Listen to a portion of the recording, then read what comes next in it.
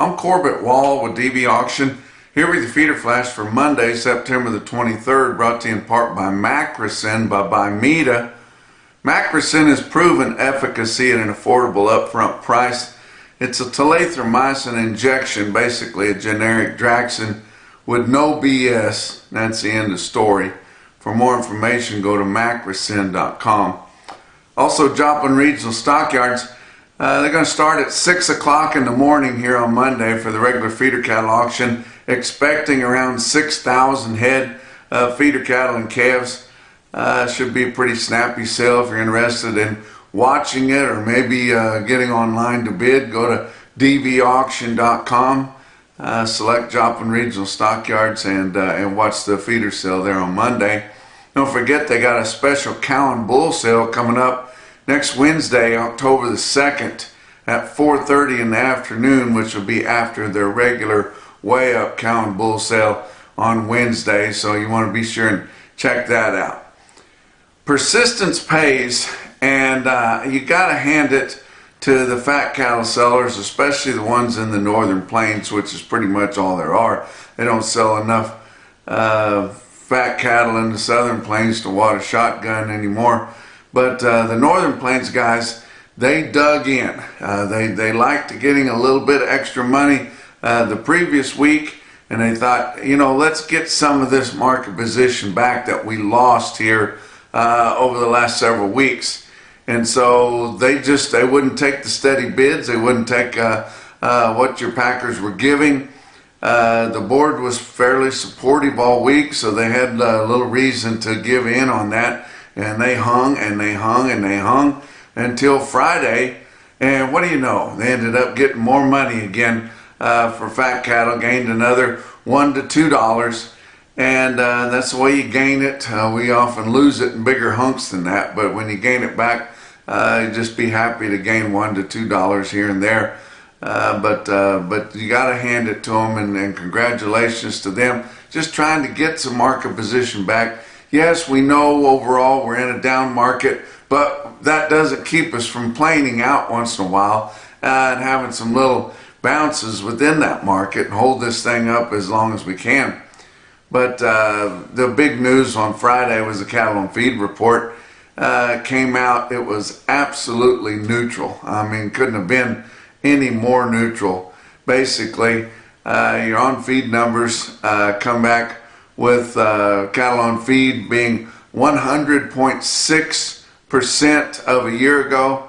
The average guess that came out a few days before that was 100.7, so I mean right on it.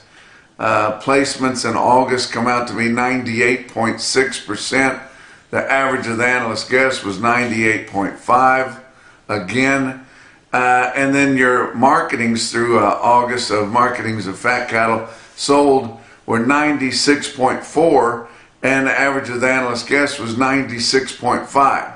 So a tenth of a percentage point within that on all three major areas there, and absolutely neutral. And you look at your on-feed totals there, Kansas was down quite a bit of the number of cattle on feed compared to the same time a year ago. They were down 5%, only 95% of the total number of cattle on feed as they had a year ago. Nebraska was 102, Iowa was 103, Texas was 100, or exactly the same, and Colorado was 102. So you see that there are more cattle, I guess, proportionately being fed as compared to the same time a year ago in the northern plains. But it was hot over the weekend in the central part of the United States. I was in Oklahoma City over the weekend, and hot, blistering hot. I mean like the surface of the sun hot. About as hot as I'd felt it all summer long anywhere I was at. And it's been a hot, miserable summer for all of us, and including me wherever I was at. But my gosh, it was unseasonably hot in Oklahoma City, 100 degrees or better. And that lasted, you know, I was there from actually Wednesday afternoon on through Sunday morning, and just blistering hot the whole time. And then Sunday got up to leave Oklahoma City, and it was cold and rainy. Not cold, but cool and rainy. And I tell you what, it just made me think of a fat balling calf that had just gotten sold earlier that week. Found itself in unfamiliar surroundings, having separation anxiety from its mother, and just kind of wanting to gant up a little bit, kind of hunch over, have some discharge out of his nose and mouth, and get off feed and not do too good. And I think a lot of people are seeing that. People having trouble with these calves in this heat. It can't cool off and stay consistently cooler quick enough. Now that we've gotten to the fall, we're in the fall now. We need to get these hard freezes in here, get them clocked in, kill a lot of these bugs and things that are making these cattle sick, guys.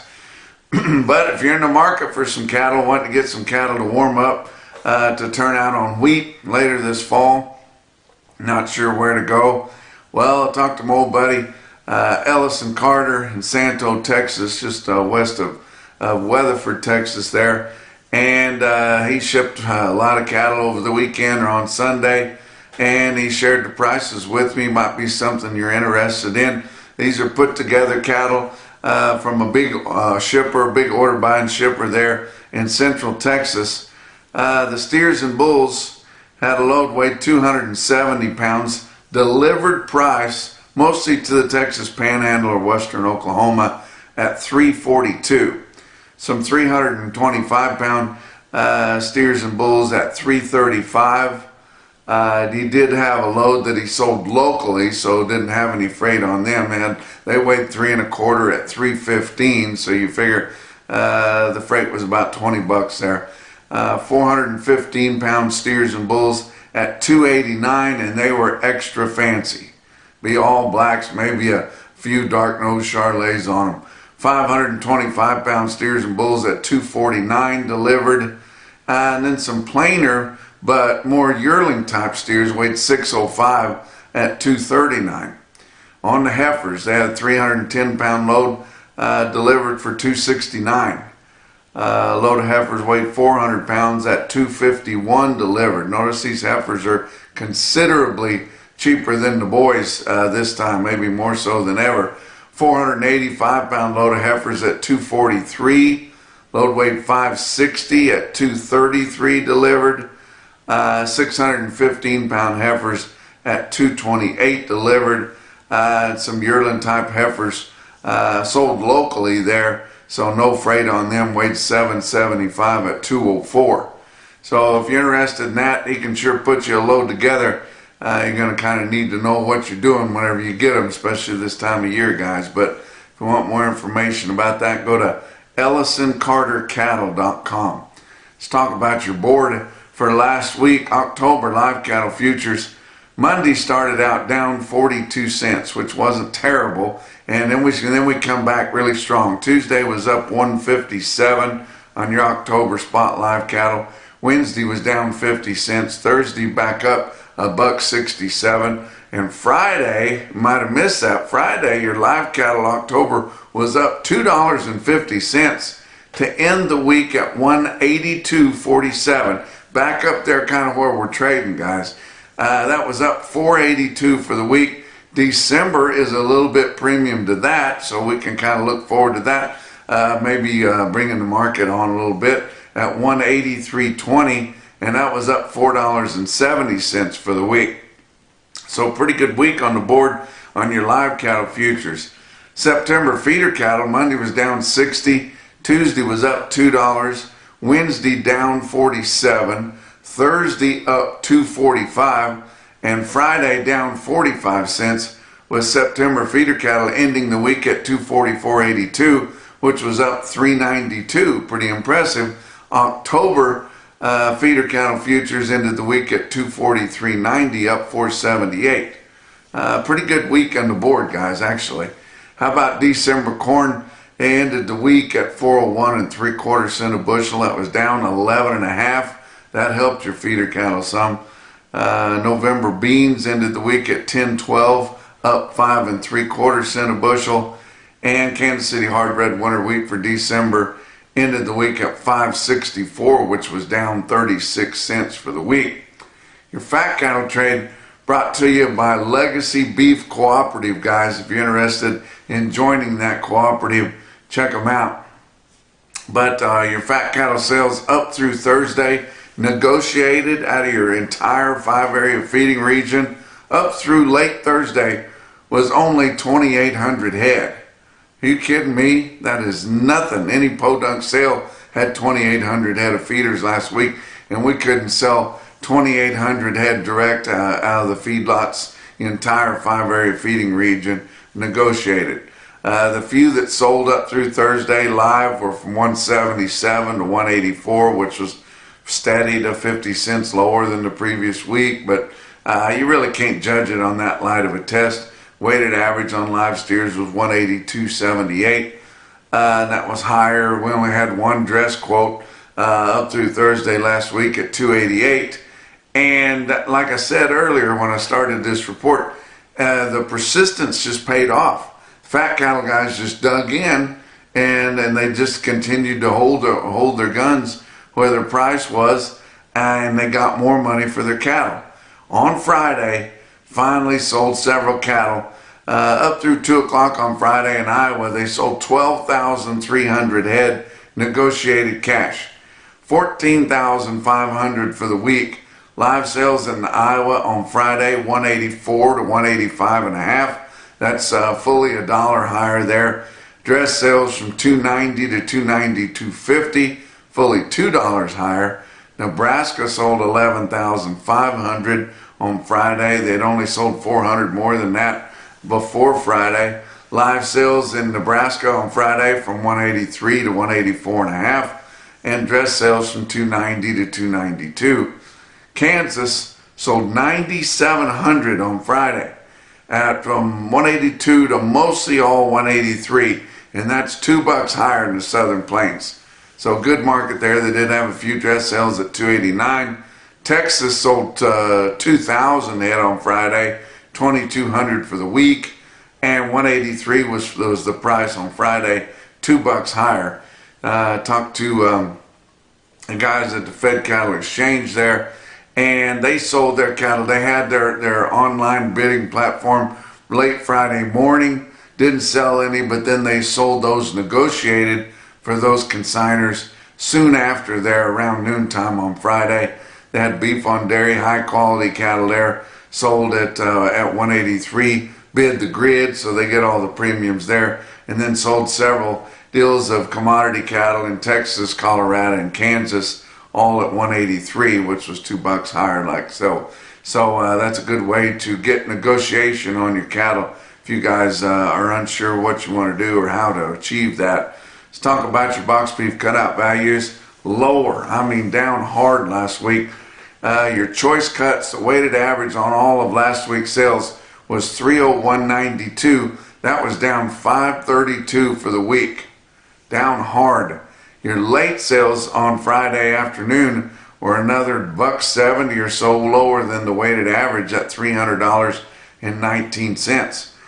Select cuts, your weighted average on all of last week's select sales last week, 290.19, down 575 compared to the previous week's weighted average. Really down hard. And late Friday sales on selects were another $1.50 cheaper than that at 288.59. Your choice select spread on the weighted average was just under 11.75 there, and all that based on 768 loads of cuts, grinds, and trimmings, which is a bit more than what we typically see because the prices were so much cheaper. Your slaughter for last week was estimated to be 610,000 head. It had been running ahead of the previous week until we got to late in the week, and especially on Saturday, and we just didn't have as much slaughter as we did the same week, the previous week. But that 610,000 was 10,000 less than the previous week's, 17,000 less than the same week a year ago. Talk about your feeder cattle market. Your real-time index on DVAuction. It's a 7-day moving average based on an 800-pound cash auction steer up through your middle 12 states. Ended the week at 243.49. That was up $2.51 from the previous week. So, and your cash prices and your sales were higher. So that's well reflected there. Your latest CME cash feeder cattle index was 243.26. Cash feeders in your sales last week, $2 to $5 higher on those going right into the feedlot, and long-time weaned calves.